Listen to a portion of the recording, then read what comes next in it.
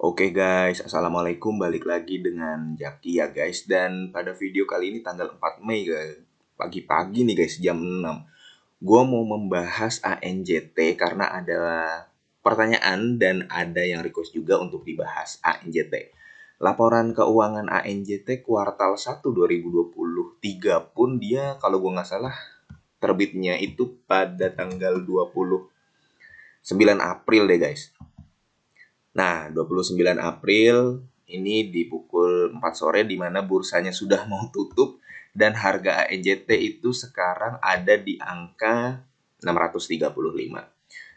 Jadi untuk ANJT ini sendiri di kuartal 1 2023-nya ekuitasnya memang menurun ya guys ya. Ekuitasnya meningkat dibanding tahun 2022 secara full year, artinya ekuitasnya tidak ada masalah, tapi memang dari tahun 2021 ke tahun 2022 dia menurun dan sekarang sudah meningkat kembali. Liabilitasnya juga guys, dia meningkat di tahun 2023 dan untuk asetnya ya otomatis meningkat lah. Nah, memang ANJT ini kalau lu tahu ya guys, untuk EPS di kuartal satunya, di kuartal 1 2023-nya itu minusnya itu 17. Kursnya saat ini adalah 15.151 dan minus dari laba bersihnya adalah 3.700.000 dalam US dollar.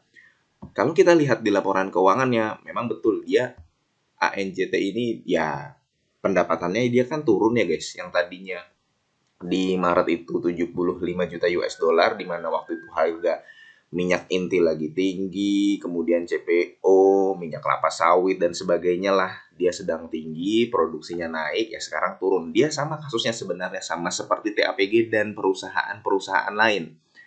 Ada setelah produksi tinggi ya ada fase recovery juga, akhirnya pendapatannya turun jadi 50 juta US dollar sehingga beban pokok pendapatannya juga turun sebenarnya. Laba brutonya itu ada 2 juta US dollar. Nah, jadi sampai di sini sebenarnya si ANJT itu masih mencatatkan keuntungan. Tapi guys, mulai di sini, kemudian di sini nih, di sini kan pasti ada beban penjualan, kemudian ada beban karyawan, ada beban umum dan administrasi serta ada beban keuangan. Di sini dia sudah rugi. Ya, kemudian di sini dia tambah rugi. Nah, makanya memang memang gue kurang suka dengan perusahaan yang memiliki hutang yang sebenarnya kalau hutangnya besar sih enggak. Karena coba lu lihat guys, kalau dibandingkan dengan ekuitasnya yang sebesar 427 juta US dollar, ekuitas yang diatribusikan kepada pemilik entitas induk, liabilitas dari ANJT ini masih tergolong wajar, masih tergolong sehat lah. Kan kemarin di video TAPG gue juga sudah menyampaikan bahwa hampir semua perusahaan sawit itu keuangannya sehat, termasuk ANJT ini sendiri. Nah, tapi memang dia memiliki hutang dalam hutang bank jangka panjang ya. Nah, lu bisa lihat nih guys di catatan nomor 21 dia kalau gua nggak salah punya hutang dengan CIMB atau OCBC gitu. Oh ya, OCBC.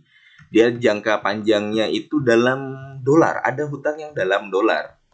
OCBC, BTPN, CIMB Niaga yang besar dalam hutang jangka panjang ya guys ya. Kita berbicara hutang jangka panjang yang OCBC ini dalam rupiah. Kemudian yang OCBC juga ada yang dalam dolar Amerika Serikat, BTPN sama CIMB Niaga. Dan yang besar itu yang ini, OCBC. Nah, dengan begitu akan ada yang namanya beban keuangan. Dan beban keuangannya di kuartal 1 2023 ini cukup tinggi. Artinya begini guys, ketika laba brutonya hanya 2 juta ya kemudian dia dikurangi segala macam ya kan, akhirnya menjadi minus jadinya 3 juta secara keseluruhan, minus 3,7 juta US dollar yang akhirnya IPS-nya adalah minus 17,1. Kalau lu lihat di RTI ya minus 17 aja. Nah, jadi gimana untuk AEJT? Ini menurut pandangan gue guys ya, itu kan tadi kita sudah membicarakan soal yang buruk-buruknya lah ya. Kita sudah membicarakan yang buruk-buruknya. Hanya saja ada berita baiknya guys. Menurut gue gini, ini ANJT kan minus ya guys. Dan lu lihat ketika laporan keuangannya rilis pada tanggal 29 April di pukul 4 sore, Itu kan kemudian libur ya guys. Libur di April ini, libur hari Sabtu libur, kemudian Minggu libur, Senin libur. Yang terjadi di tanggal 2, ANJT ini turunnya tidak terlalu signifikan tuh. Bahkan dari 690 ya 635. ARB berhari-hari gitu kayak PTBA. PTBA kan turun ya. Terus dia sampai sekarang ARB 2 hari. ANJT apa? Ya walaupun nggak bisa dibandingkan sih guys kalau PTBA kan batu bara. Tapi yang jelas adalah respon market terhadap penurunan EPS dan laba bersih ANJT itu tidak panikan. Tidak ARB sampai 3 hari berturut-turut karena minus nih, jelek nih gitu. Nah, itu guys, menurut pandangan gua begini. Berita bagusnya kan dia minus. Ya, lu ingat nggak? Gua beberapa kali membahas soal ICBP. ICBP itu, ini sebagai gambaran aja guys ya. ICBP itu waktu kuartal 2 2022 itu dia IPS-nya minus. Waktu kuartal 2 2022 itu IPS-nya minus, yang mana IPS-nya minus 1 ya kan. Nah, sekarang gue mengatakan waktu ICBP di kuartal 4 2022, gue pernah buat videonya dan mengatakan bahwa ICBP ini menarik. Dia ini punya hutangnya sudah dipertimbangkan tentunya sama grup Salim ya dan manajemen, kemudian dia juga penjualannya terus bertumbuh dan gak ada yang perlu ditakutkan dengan ICBP sebenarnya. Justru waktu dia sedang dalam kondisi terpuruk di mana dia kena bahan baku yang tinggi, kemudian dia kena dia kena beban bunga yang cukup besar, ya waktunya serok karena berita baiknya sahamnya jatuh. Itu ICBP. Nah, sekarang ANJT. ANJT dengan adanya seperti ini, dia minus IPS-nya. IPS-nya dia cuman minus 17, ya kan, kuartal 1 2023. 2023 ini dia minus 17, ya kan. Ketika dia minus 17, sahamnya kan turun nih, guys. Di mana di tahun 2022 dia IPS-nya adalah 48. Ini di kuartal 1. 2021 dia IPS-nya adalah 13. Nih. Jadi di sini minus 17. Berita baiknya si ANJT ini sahamnya turun, dan berita baiknya lagi lu perhatikan guys nih. PBV-nya sudah sangat murah sekali guys. Terus nanti ANJT turun gitu ke angka 300, PBV-nya jadi 0,15 atau 0,16. Enggak. Perusahaan ini bagi dividen. Perusahaan ini ekuitasnya bertumbuh. Perusahaan ini secara DER, secara liabilitas dibandingkan dengan ekuitasnya, sehat.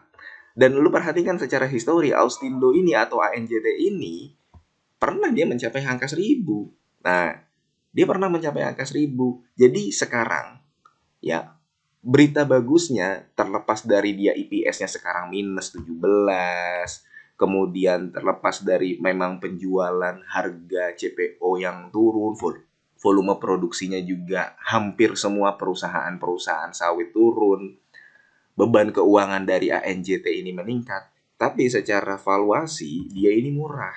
Sedang berada di fase yang paling murah kalau dibandingkan bahkan dari tahun 2018. Kalau nanti dia ke PBV 0,6 saja, harganya udah bisa ke angka 900 atau ke 1000. Cuannya sudah bisa 30%, 40%. Nah, ini yang gua katakan sebagai saham low risk sebenarnya, guys. Jadi di saat-saat seperti ini, lu masuk. Ada beberapa saham-saham yang kita ngomong berbeda segmen, berbeda ini guys ya, berbeda operasi. Salah satunya ICBP yang kemarin gue sebutkan di kuartal 4 tahun 2022. Tapi kalau mau masuk sekarang udah telat, lihat ICBP. ICBP itu kuartal 1 2023-nya untungnya gede guys. Dan sahamnya yang tadinya 10.000, 9.000 waktu gue bikin videonya, sekarang udah 10.700.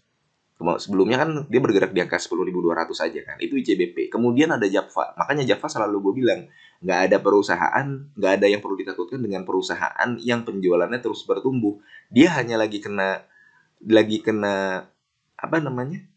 Berita bad news aja gitu. Malah dia mau buyback kan si Japfa itu sendiri. Terlepas dari dia harga produknya diatur oleh pemerintah, kan jualan ayam, jualan telur itu kan kebutuhan pangan diatur pemerintah si Japfa. Terlepas dia seperti itu, kemudian terlepas dia juga Japfa banyak banyak yang lagi perlu dibayarkan, kan ada hutang-hutang yang akan jatuh tempo 2023, gue pernah bahas juga guys. Tapi itu waktunya untuk masuk karena Java diperhatikan dia udah nggak turun lagi, ya udah berada di angka segitu aja, di angka 1000 kosong, dan itu angka yang sudah cukup murah. Makanya si perusahaan memutuskan untuk melakukan buyback, ada beritanya kan. Nah, sama yang terjadi dengan ANJT. ANJT ini dia lagi dikasih murah sebenarnya di 0,3. Permasalahannya adalah kita berani masuk atau enggak, udah gitu aja. Dia memang minus, tapi belum tentu nanti di kuartal kedua di mana nanti dia sudah menanam replanting, ya menanam kembali kuartal 2, kuartal 3 2023 nanti. Ingat, ANJT itu pernah minus guys di tahun 2020, di mana kuartal 1 dan kuartal 2-nya itu minus 6 sama minus 17. Itu tahun 2020. Setelahnya di kuartal 3 2020, dia IPS-nya adalah 30 perak. Dan ketika dia IPS-nya 30 perak di kuartal 3 tahun 2020, ya sahamnya udah naik lagi tuh. Sampai ke angka 1000, kemudian turun lagi. Jadi fasenya begitu aja. Dan kalau menurut gua, ANJT ini waktunya untuk beli karena secara valuasi dia sangat murah. Average average BBV-nya aja di angka 0,4. Ini udah murah banget di angka 0,3. Dan karena sudah murah banget, ya, karena sudah murah banget, sahamnya nggak turun terlalu dalam, ya udah. Dia di angka 600, di angka 600 aja, 635 gitu. Dia nggak akan turun sampai ke angka 300 400. Paling itu aja guys, mudah-mudahan video ini bermanfaat. Sekian pembahasan ANJT menurut pandangan gua pribadi ya guys ya.